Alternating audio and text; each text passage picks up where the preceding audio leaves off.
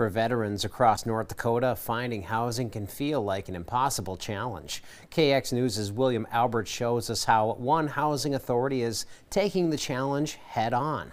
A place to call home. That's what the Turtle Mountain Housing Authority hopes the soon-to-be-constructed Veterans Village in Belcourt will be for its future residents. The 20-unit village that has 1- and 2-bedroom units had its groundbreaking ceremony in July, and it's different from many housing units for veterans. In fact, officials say the building will also have office space for veteran groups, like the VFW, which will help veterans get connected to the services they need faster. The Turtle Mountain Housing Authority Executive Director says that the need for this housing was pushed because of the lack of rentals in the community for veterans who use rental assistance vouchers known as VASH vouchers. The lack of housing is something that is affecting everyone in the Turtle Mountain community. Not just the veterans, but in our whole community we need housing, and there's not a lot of options. If teachers come into the area that don't have any place to rent, things like that. So, we're trying to look at options for people that don't necessarily meet our low-income guidelines with housing. Plans to build the Veteran Village are nothing new, as the Housing Authority has been working with veterans who are part of VASH, which is a government assistance for homeless veterans, to find housing for quite some time now.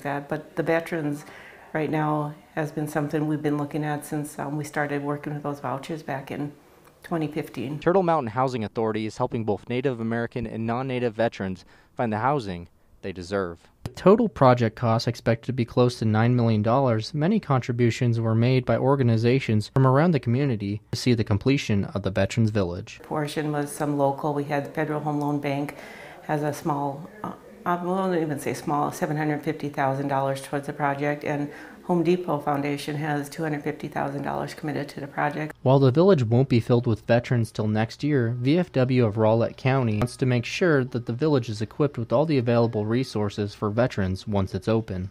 We have a service officer who will be helping veterans with VA claims, funeral benefits, survival benefits, spousal benefits, things like that, just to provide more assistance to them. And just a generalized location for veteran services. While the village will be open to veterans of families and could house up to 30 to 40 people, older veterans in the community see the village as a step in the right direction and a place that veterans in the future can call their own. This place will be something that the veterans can rely on far after some of us are gone. So it's sustainability, the sustainability of doing something for the veterans, such as housing. But for some, seeing veterans worry about housing is just not acceptable. Our veterans, our older veterans are passing away, but they served before our country even acknowledged them as being American citizens. They served. In Belcourt for KX News, I'm William Albert. The Veterans Village is expected to be finished July 1st of next year, with the village being operational the following fall.